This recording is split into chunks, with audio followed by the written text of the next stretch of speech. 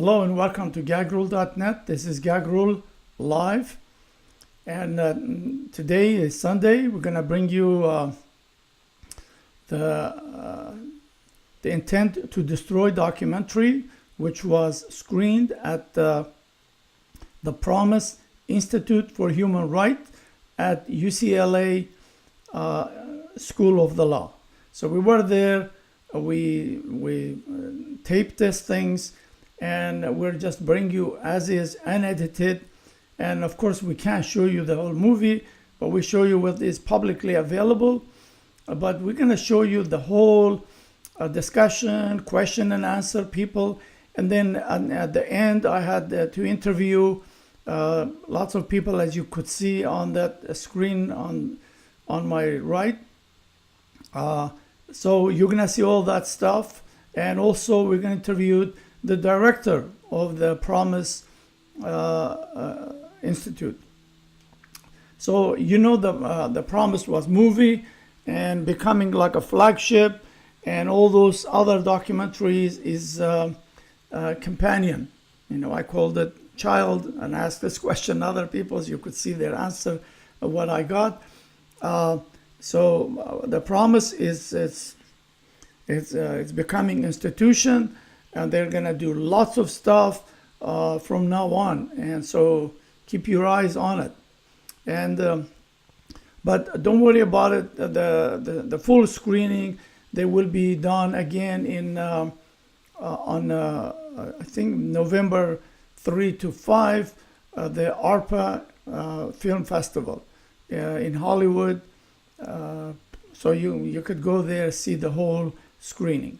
But we're going to show you all the conversation and talking. People ask questions to the directors and producers right on the spot. And thank you for watching.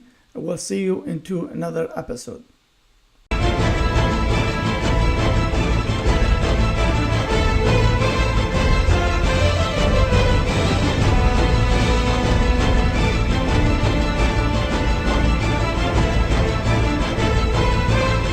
Production with rarely before seen archival film materials and interviews with former government officials, historians, filmmakers, artists, and educators, as well as a film that gives voice to those who believe that the genocide did not take place, a film that's in a unique position of both capturing the shocking and complex history of the Armenian genocide, as well as Turkey's attempt to control the narrative about the genocide. And all of this while presenting and the unfolding in real time of the drama that brings this long-ignored chapter of human cruelty to the big screen, providing the documentary with a present tense feel of a deep dive into contested history. So obviously we've had a whole host of events that help our law school community and the Armenian community with which we've connected through the Promise Institute to become more and more exposed to the kinds of stories that lie behind the making of this film. But I'm so grateful to have an audience here tonight to watch this advanced screening. I'll be back again after the screening to introduce our wonderful panel of speakers for this evening and to moderate a question and answer session for you to be able to engage with our panelists. So without further ado, I bring you Intent to Destroy.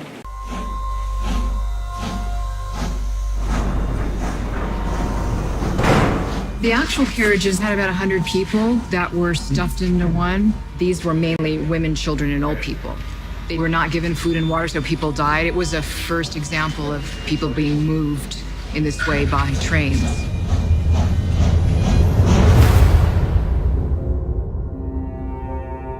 You could see these people with dark, sad eyes, walking to their death. It's an experience I wouldn't wish even my worst enemies.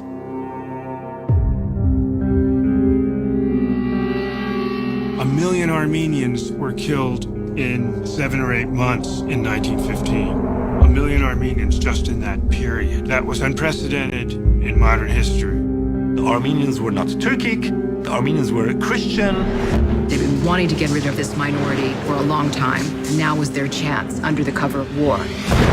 The whole Armenian population, they were all arrested and massacred on deportation marches.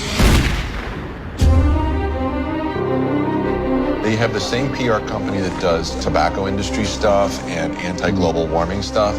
The U.S. government, out of deference to our NATO ally, Turkey, had a taboo on saying anything about this historical event. From the earliest days of interest in the Armenian genocide, there was interest in making some sort of feature film that was about what had happened to the Armenians. Turkey threatened and got the State Department to call MGM. MGM did cower to its interests and ended the film, and it never came to light. Right before production, a representative of the Turkish community in Canada wanted a meeting. We all looked at each other and went, is that a threat? If we could go and shoot in Turkey, we'd go do that. It's impossible. Our hope is to replicate the events, but not make it repulsive, because the events really were. Genocide is ultimately about erasure, and denial is a way of sealing that erasure. It's not just about them admitting it, it's about justice. We want justice. The onus of telling that story, I mean, the soul of the whole Armenian nation is burnt by this. You grow up hearing all the stories about the genocide, and all of my ancestors have been a part of this somehow.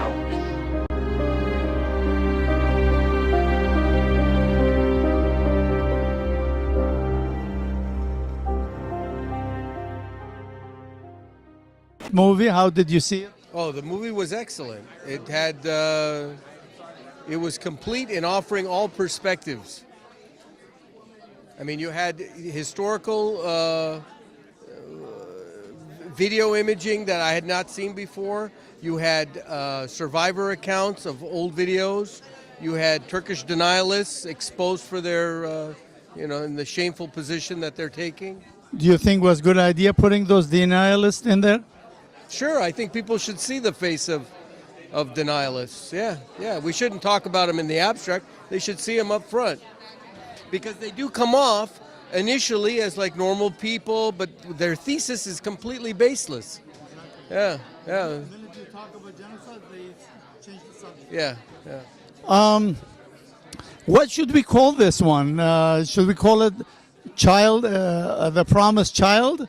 No, it's a documentary. I know. It's a documentary. Well, it came after that. Yeah, it's a behind the scenes a little bit, and gives the context of it. But how they put the movie together and all that. I actually think it's better than The Promise. I think that was my opinion, honestly. I thought it was really good because they showed how much work got in. Saw the actors being emotionally impacted by the scenes they were acting. When do you see that? I agree with Yeah. you. I thought it was That was my thing. very, very emotionally compelling. I'm sorry. My name is Steve Dedeyan. And are you involved in any Armenian activities? I'm involved in the Armenian National Committee. So, ANC? Yeah. Were you there Friday and Saturday? Yes. Yeah, I saw the other document. I have little, we're starting this Facebook we call GagruleLive. We do like every day. Well, it's our website name. But we call it gagrule.net. There might be a copyright issue. I'm also a lawyer. That's okay. Oh, Go ahead. yeah, that's fine. Yeah, it's I started gag. Active use of it. All right. Oh, thank you for being so generous.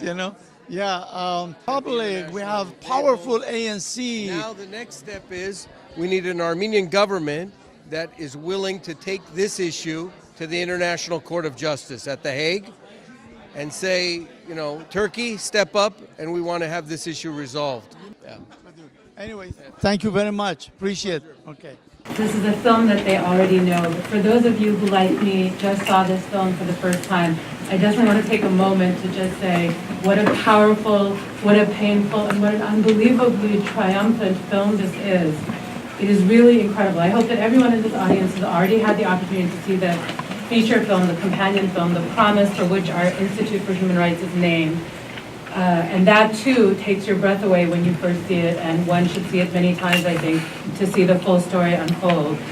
But to appreciate that without seeing this companion piece, I now realize is not possible, because the companion piece really sheds light on what an incredible process it was to make that film and what an incredible triumph it is to tell the story. So I just really want to salute Dr. Eric Australia and Mike Medavoy, who are both here.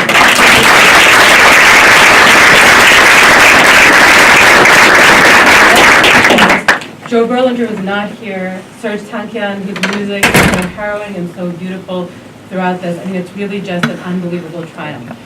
It is also my pleasure to invite up as panelists Dr. Eric Australian and Mike Medavoy. I'm going to read to you their bios as they come up, and then I'll also introduce our moderators. Dr. Eric Australian, please come. Okay. The co-manager. Co-manager and lead producer for Survival Pictures, which was established in 2012 by the late legendary businessman and humanitarian for whom this film is dedicated, Kirk Kerkorian. With the mission of creating unique content with social impact, Dr. Australian and his team at Survival Pictures developed and produced The Promise with Mike Medavoy at Phoenix Pictures. Mike Medavoy, who is our second panelist and has already joined us, has been involved with over 300 feature films, of which 17 have been nominated and 7 have won Best Picture Oscars, as well as numerous international film festival awards.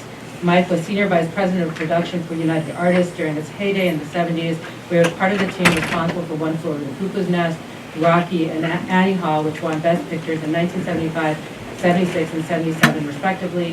In 1978, Mike co-founded Orion Pictures, where during his tenure, Platoon, The Terminator, Dance with the Wolves, and Silence of the Lambs were released, among others. You saw both Dr. Australian and Mike Medavoy in the film, and you also saw our moderator, Carla Garabedian, who I'll also invite up, who is a filmmaker,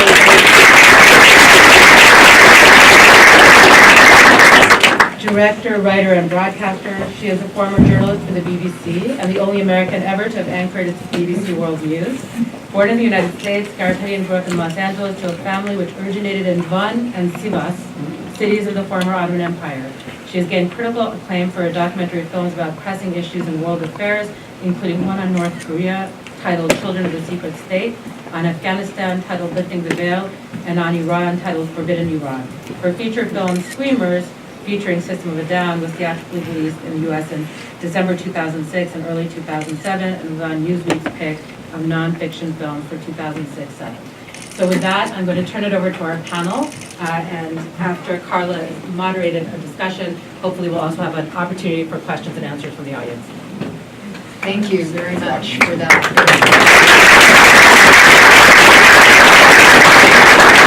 And we're going to open it up for questions from you, because you have heard what we had to say in the film. But before I open it up to you, as I have Eric and Mike here sitting next to me, it's been a little while since I've seen this publicly screened. And every time I see it, different memories come back to me. And what struck me this time was all the Spaniards we worked with, and the extent to which this subject, the Armenian Genocide, resonated with them in different ways. And some of the people that I was talking to on the set were talking about Spain's own history and how certain aspects of the Spanish Civil War have not been fully discussed, and really they haven't healed from it. And so the discussion about the Armenian Genocide, we were showing it obviously in a big way in this movie, but it was bringing out certain things that aren't true. And I found this all over the world, that wherever you go, this historical example brings out the atrocities, human rights abuses, the unfinished history in so many different countries. So that's what I took away. What did you take away? Well, I mean, you brought up the Spanish thing in Catalonia, which is going on as we speak. You know, I was trying, as I was watching it, I was trying to think of why, when it's so clear that there was a genocide, why can't you say that and just let it go? You know, go from there. You can still arrange for a dialogue after that. You just have to make that a commitment, and you know that you can't get there, and that you continue to basically constantly Sorry about that. You know, that makes it suspect to start with. And I was looking at not only the Mexican actor who was talking about his visit with the Turkish ambassador, the 80,000 phone calls to after the screening we had in Toronto of people who gave the movie a 0. Even if you hated it, you wouldn't give it a 0. You might give it a 1.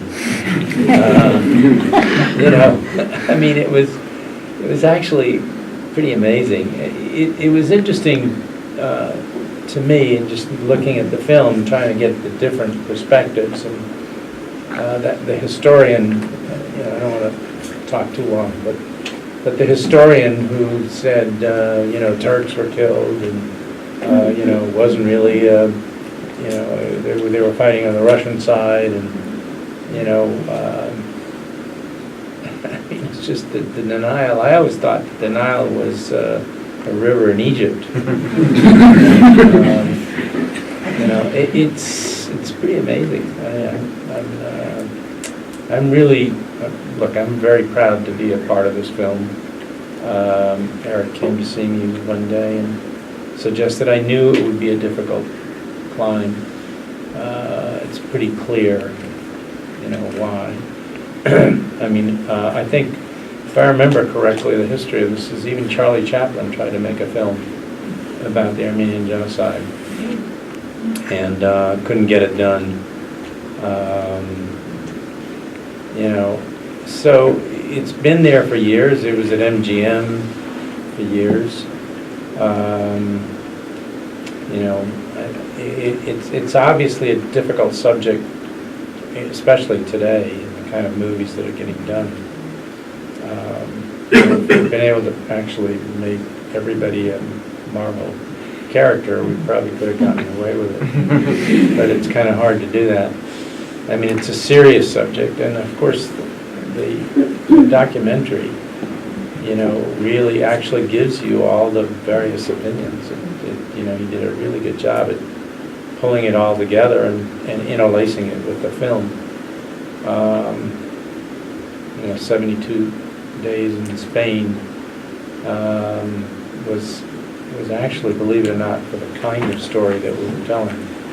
And when we first talked about it, we talked about doing a story that was buried in kind of a, you know, I think we talked about this earlier, about doing it as a love story, so that, you know, it was closer to Zhivago than it was to doing, you know, a propaganda film. The difficulty of doing that is always immense, because no matter what side you take, you're going to be accused of taking only one side.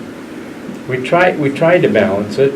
You know, we tried to tell, you know, we have Turks who are actually friendly, and one who actually gets killed in the film. If you haven't seen the film, you should see it. You know, just find it on. Spoiler alert. Find anything. Major spoiler alerts, you know. Eric, I mean, we were talking last week about the aftermath and how the denial sort of kicked in with the way the film was reviewed and the digital response, the social media response. I mean, just very briefly, can you tell the audience a little bit about that? Sure. First of all, I want to say thank you to the School of Law, Promise Institute, Asla, Dean Mnuchin, Jessica Peak, the entire team, because it makes me proud to be a Bruin, to be here and see this kind of group, and thank you to all of you for coming out.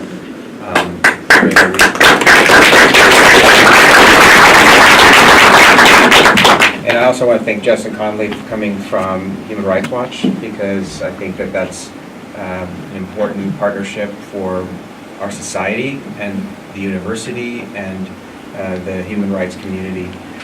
So I think, first of all, also Carla and my good friend and Mike Manavoy, partner, because this wouldn't be possible without Mike, particularly making The Promise and making Intent to Destroy with Joe Berlinger and Sarah, who are not here. And all of it is due to the generosity of Mr. Krikorian, because he wanted us to tell the story. He wanted us to help educate but also to draw parallels to what's happening in the world today. So I think a lot of what you said is relevant. You know, these patterns, unfortunately, can continue to be repeated in different countries with different groups. A lot of the tactics are the same. Unfortunately, as we get into the modern world, it doesn't become more sophisticated. It's still the same kind of brutality, racism, and hatred that drives it all. So back to your question, I think essentially as Terry mentions in the film, we tried to stay under the radar for as long as possible with the promise. And unfortunately, Mr. Krikorian passed away in June of 2015. And because we were already well into pre-production, we wanted the announcement to be made so people understood that we had a lot of partners already engaged in the project because of Mr. Krikorian's wishes. So we let it be known at that point that the film was underway. We had already cast the principal characters, etc., actors. So I think at that point there was a lot more attention from denialists and kind of genocide sympathizing type groups in terms of preparing. And the preparation was very orchestrated.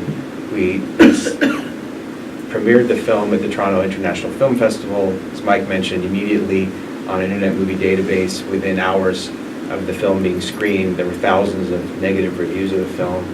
And within the week, there were tens of thousands of negative reviews of the film. There's no question that there was a lot of pressure on journalists and film reviewers. We have letters, I shared some with you, from Turkish denialist groups trying to intimidate entertainment writers. Basically, if they wrote a positive review, they would get a follow-up letter basically saying, didn't you get the first letter? And you're basically racist if you use the word genocide, and trying to kind of flip the script on basically making it's just like fake news is basically now used for all sorts of reasons, and you don't really remember when fake news or alternative truth, post-truth, all that stuff started was for a different kind of cause. So I think there's a lot of confusion and smoke screens, and I think for a lot of entertainment writers or reviewers, like, why get involved in all this mess? You know, just leave it alone, or just go middle of the road. I mean, I spoke to one writer who basically didn't want any recognition or awareness about this. He said, look, I can't, I said the movie's pretty good, but like I can't really say it is, and I'm just going to leave it alone. I don't want to deal with this. And why would they? I can understand that. It's just it's entertainment. Right. So out there, questions. Do we have a microphone, or are we just going to be au natural? We're amongst friends. This is exactly. It's an acoustic. We can project our Right. voices. Yes. I came in late, but I think this is really powerful. I think one of the things around the parallels, in terms of what I think Mike was saying about why is it so difficult to face the truth, because look, we're talking about justice, what I think they said about the truth. It's not, here we are at a college campus. What do they say? You have to have balance. And it's bullshit, because there aren't, the question of who's going to tell the story.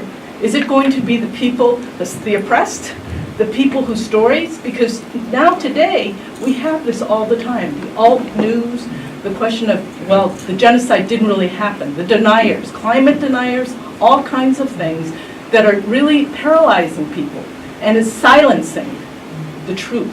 Because it is a settled question. It is a settled question, and people have to go fight for it. And I live in LA, so I see these demonstrations that the Armenians have, and they're powerful. That's the only reason why people even know, for those people who pay attention. Yeah, that's the reason it's important to make sure that this gets out.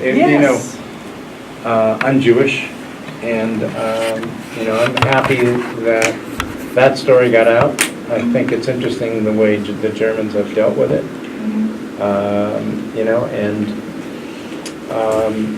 It was helpful that they had to admit it. That it was really shown.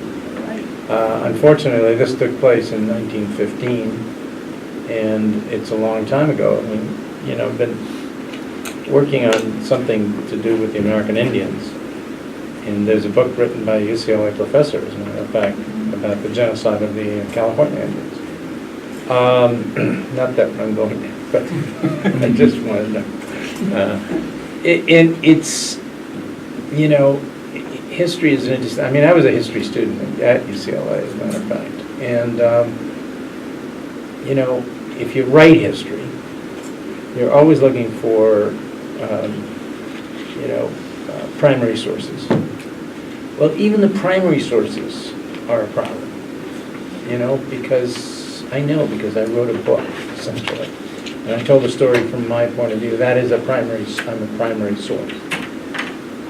But here, there's so much evidence that it was a genocide. Why deny it? Just say, hey, it happened. You know, we weren't there. And it wasn't my grandfather, or whatever you want to say. And that's the real sadness, and that's why this film was important to get made. And I think, you know, Kirk and Eric was indefatigable because, you know, I've been in the industry for a long time, and, you know, getting the people that we got, a lot of it had to do with Eric just hanging in there and making sure that we got him in the film. There's one thing I always think of, and that is that when I'm gone and no longer around, what I've done, you know, the films that I've done will be there forever. This will be one of them, right? Nobody will care about me, quite frankly, but the films, they will. Other questions? First of all, I just want to say on behalf of the law school, thank you for being here and sharing the movie tonight.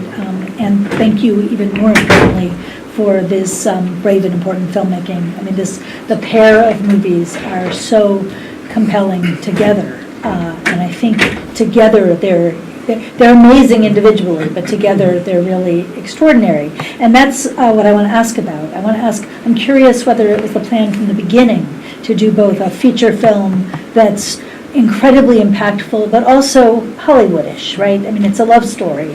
And this extraordinary documentary. Or did this plan of doing the two films emerge? I mean, at what stage and what was the thinking? So it's really it was amazing absolutely the plan from the beginning, and it came together basically, I think, just because of a lot of good fortune, and of course Mr. Korian putting the resources in place to accomplish this, because basically you can see the documentary kind of begins on the first table read of The Promise. It's April 24th, 2015, which is the 100th commemoration of the Armenian Genocide. So not only did The Promise really kind of begin then, but the documentary started at that point too. And actually my late friend Chris Cornell, who wrote and performed the title song of The Promise, he was actually there. And in 2015 on April 24th. He's in the background, you know, he's not on camera. But it was very important and symbolic for everybody to launch both projects simultaneously. Mr. Kokorin always wanted the Promise to have a Hollywood feel, to be a throwback film to the films that he grew up with and he admired, like Lawrence of Arabia and Dr. Zhivago and Casablanca. And along those lines, the Promise took shape, and Mike had tremendous vision for, you know, the love story and how we could incorporate all these things, and it was exactly the way Mr. Krikorian wanted it. So Mike and Mr. Krikorian were exactly on the same page. So I knew that something special was going to happen. But the purpose was not just to make a movie, it was also to tell the story and build a visual museum. You know, Kirk had been approached about museums many times over the years, and we just thought this was a more timeless way of creating a museum around our culture and the sad past, but also trying to inspire people regarding the future of hope and perseverance and resilience of the Armenian people. And the goal was always to try to open the doors so people would actually want to learn about the subject, and then have the documentary as another type of project, but something that would be much more educational, I think. And I like what you said, it was not overly didactic. That was our approach.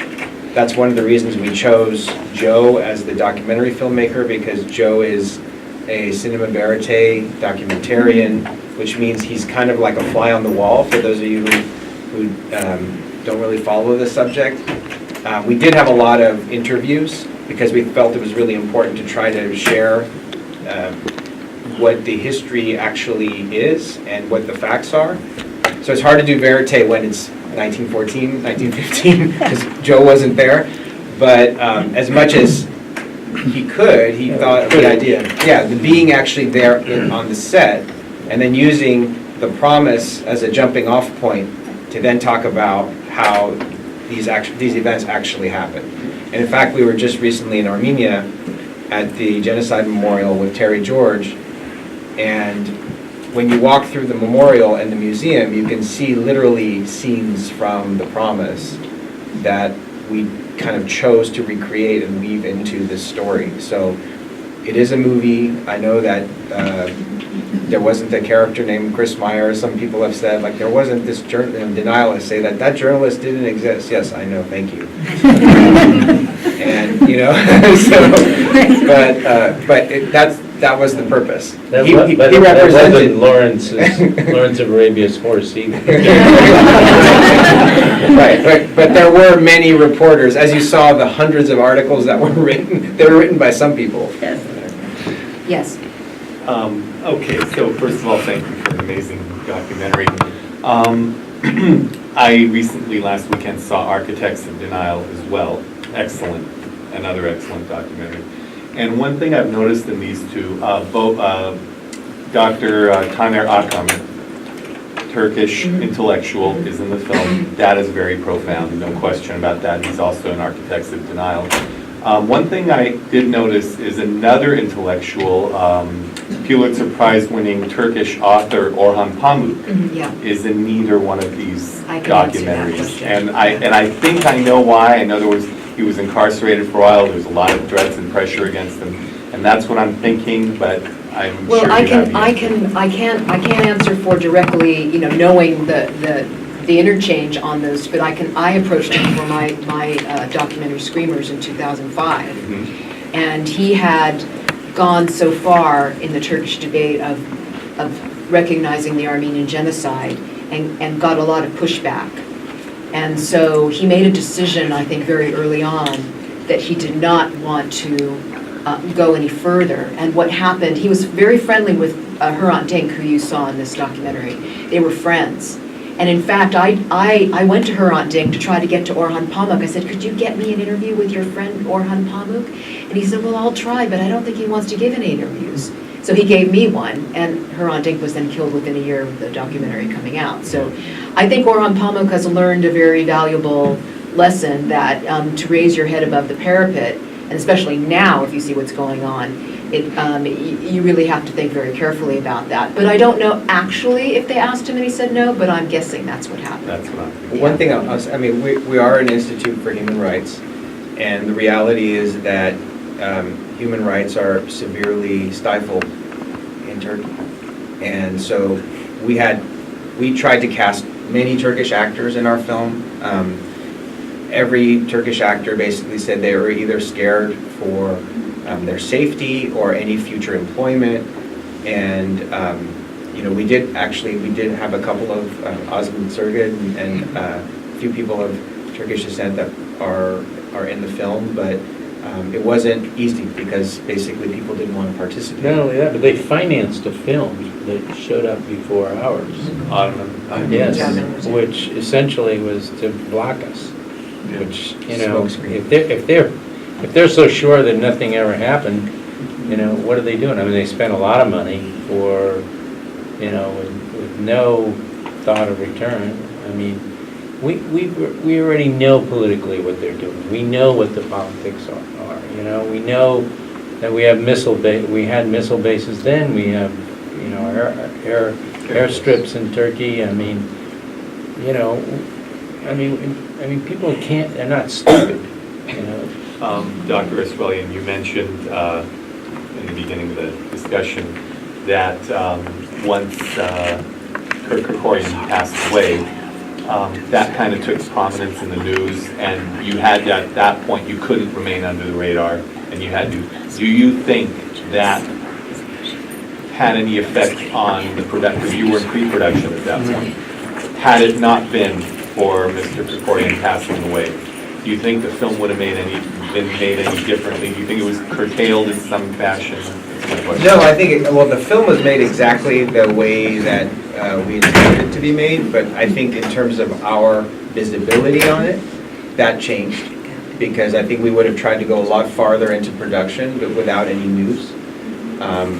For a variety of reasons, safety, preparing denialist attacks, the internet campaign, pressure on journalists, all these things are real. Yeah. And they do actually make a difference, unfortunately. And you see from Ambassador John Marshall Evans's perspective, the U.S. State Department is involved. You see from Ambassador Samantha Power, we know that the U.S. State Department is involved. She was one of the most vocal scholars about the Armenian genocide. She's in Carla's documentary. She became the UN Ambassador to the United Nations and U.S. Ambassador to the United Nations. She unfortunately was basically told what to say, and as soon as she was out of office, she was able to speak her mind again. We launched a whole campaign because we essentially had to muscle this film forward ourselves without major studio support, and that's why we appealed to so many people in the community for the Keep the Promise campaign, because the promise is not just the engagement in the film. That's the two-dimensional version, and that's good for the synopsis. But the promise is truthfully Mr. Kerkorian's promise to us to make the film. It was the promise we made to finish the film. It was the promise to never forget the Armenian genocide, and it was the promise to gather groups like this so we can think about what's happening in the world today, to promise that it never happened. Right, we do have time for just a couple more, one more question? One or two more questions? Two more questions, okay. Okay, hold on, I will get to you, hold on. Yes, I know you've been very patient there. You have as well, sorry. Okay. Yes, go ahead. First of all, thank you all for your commendable work on the promise and intent to destroy. And also there are a variety of, a bunch of different scholars featured in Intent to Destroy, which I really appreciated. But what I'm curious about the process of getting Justin McCarthy and his fellow denialists and how that went. And although they don't want to be labeled as these, they don't like the monolith of genocide denier, that's exactly what they are. So I'm just curious about that whole process, if you guys can discuss that. Well, I know Eric can add some thoughts, but I know that Joe Berlinger he approached this as a non-Armenian, which he is. He wanted to put on his documentarian hat and not be influenced by anybody on the team. Obviously, Eric had a point of view about this. I'm sure Mike had a point of view. I certainly had a point of view about it, and he thought it was really important to hear it and to allow the audience to form their own opinion. But it wasn't. He could not get Justin McCarthy's. If I recall, he couldn't get his agreement to do it because I think not easily, at least, because Justin McCarthy thought he was going to be sent up. So it wasn't a necessarily easy interview for him to secure. Okay. Yeah, I'll also answer that because we thought about this quite a bit, because I do think that it's important for people who don't have the background to see the depths of the denial and the delusion that still exists. To me, watching this, there's part of me that thinks well, here we go, trying to inject doubt again, and that small seed of doubt starts to grow, and the suggestion that there's a debate and there's two sides to the story, and making the victims again try to justify it. It's like when people say, I was at a press roundtable and there was a Turkish writer there, and he said, well, we should just have a debate, and we should just let the historians, this is a question for historians. But that's exactly the denialist perspective that has been propagated for 102 years.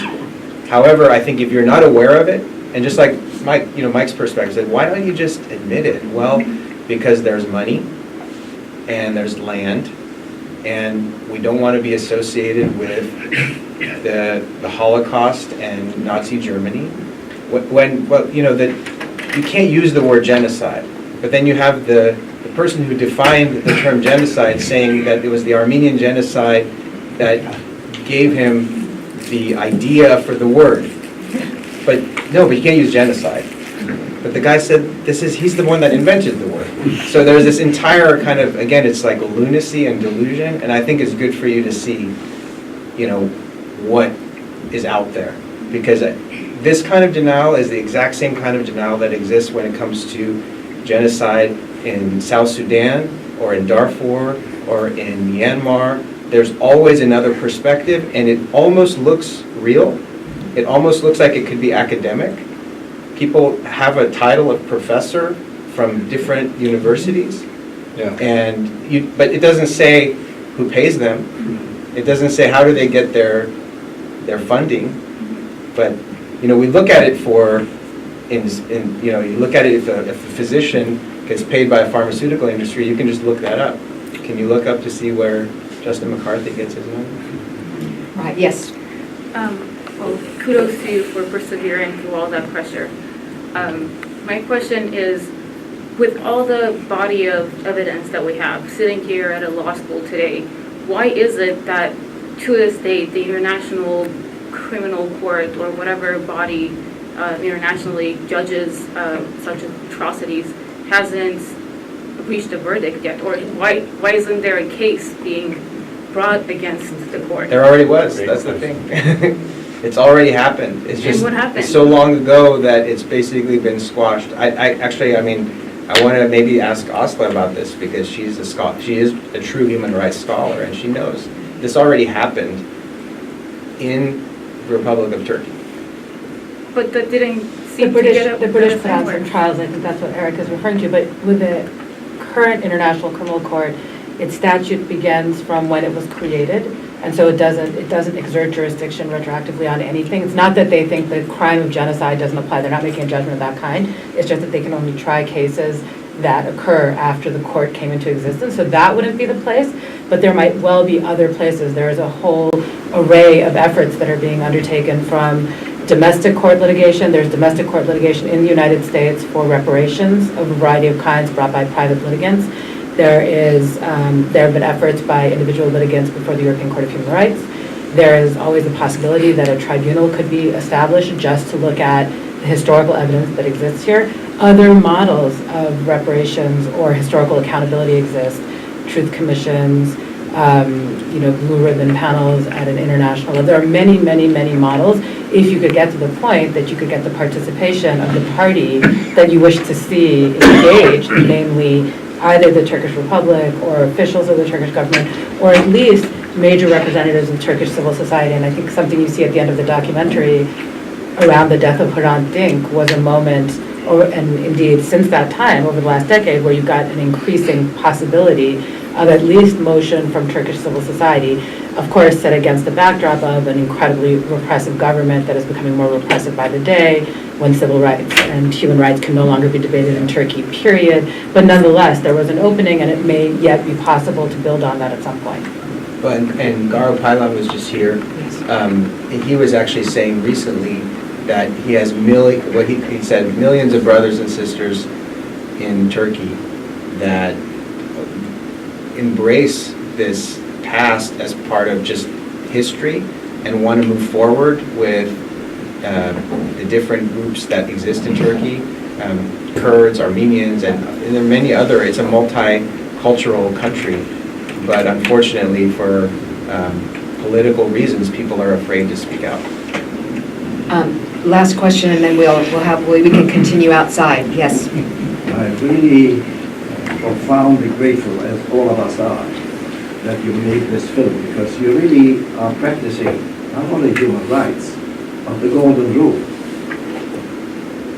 Love back your God, love back yourself, and love back each other. But that can happen only, don't you think, in a supra-sovereign state.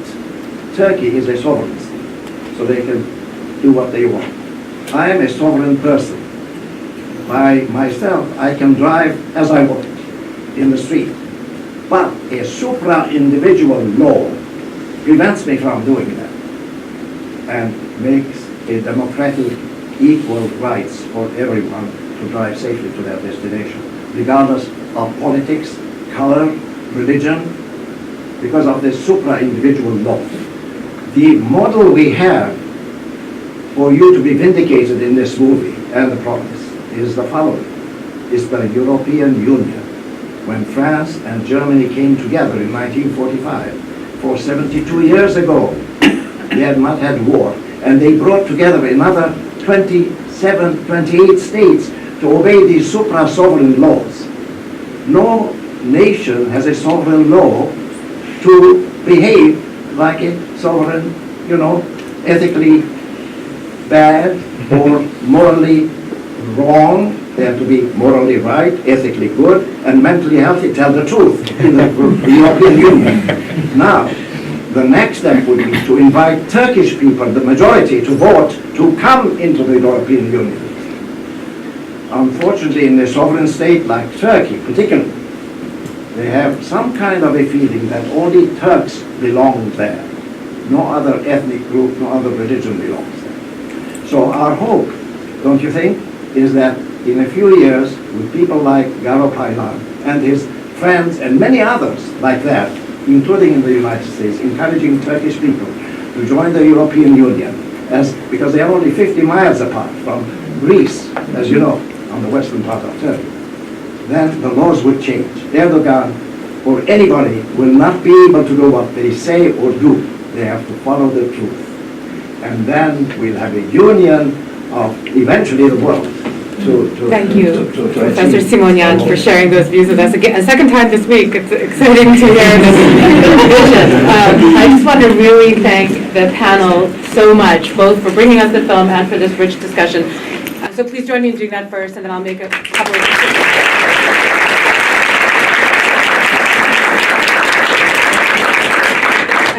As you all know, there's a reception. Before I invite you to join us at the front of the law school at that reception, I want to mention a couple of things that the Promise Institute for Human Rights is doing.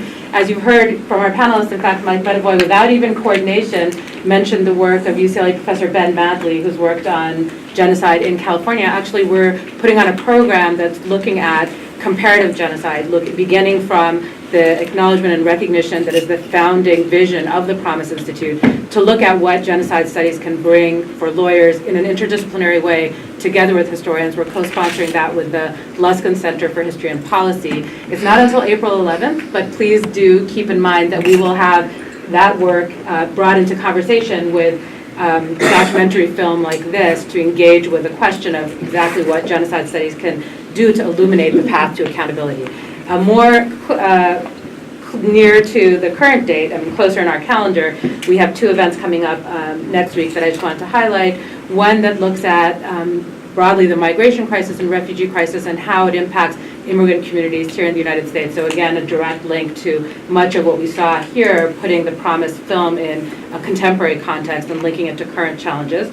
It is a book talk by Ali Noorani about his book, There Goes the Neighborhood, How Communities Overcome Prejudice and Meet the Challenge of American Immigration. And then on Thursday, we have another documentary film screening, Queens of Syria, which is a very moving film which follows the reenactment of Greek tragic play by Syrian refugee women and the work that they put into trying to retell the story of harrowing stories of what they've lived, again, in the same lands that we just saw depicted in this documentary, but a century later, what they lived by engaging in this reenactment of an ancient Greek play, again, telling a similar tragic story from several millennia beforehand. So in any case, those are just two examples of what the Promise Institute will be bringing and the International Comparative Law Program will be bringing just next week.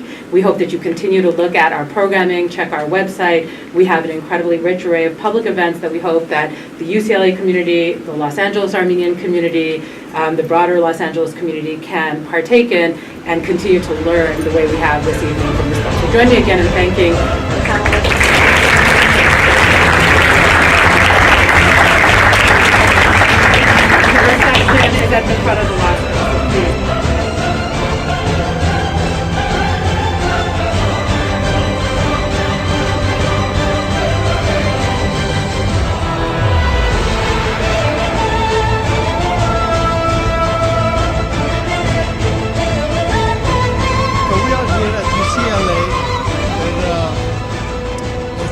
wonderful movie screening, Intent to Destroy. And then I have here, always wanted to interview Carla Karabedyan. She's one of the Armenian treasure.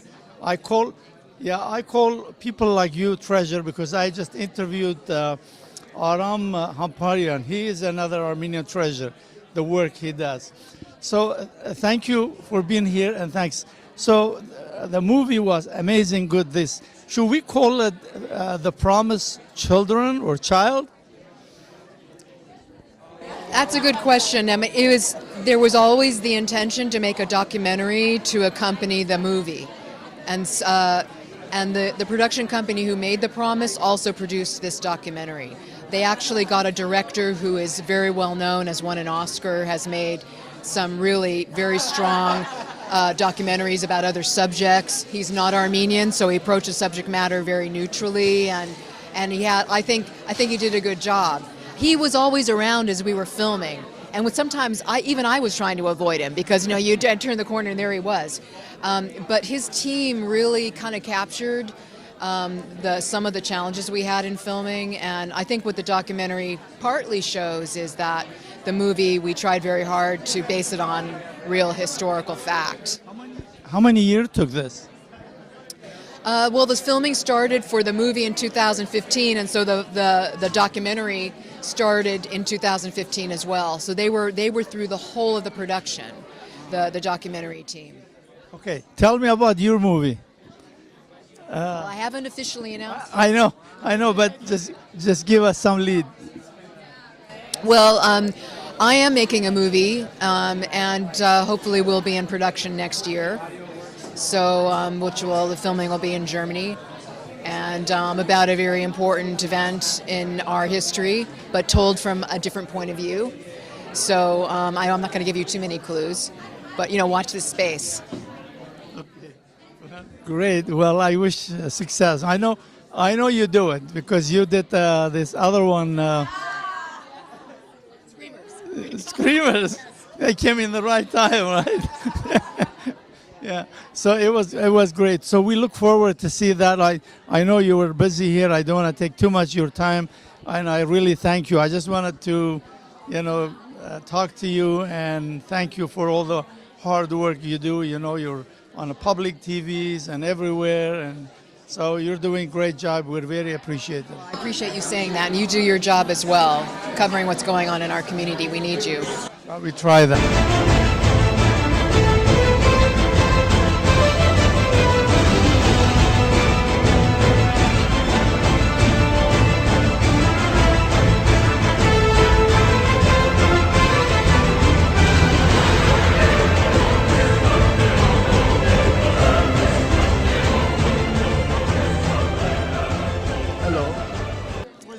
Ara. You're Armenian. Այո։ So how was the movie?